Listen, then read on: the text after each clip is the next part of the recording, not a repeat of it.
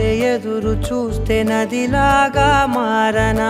చైత్రమల్లె నువ్వు పూస్తే చిగురాకే అవ్వనా నన్నే వరించే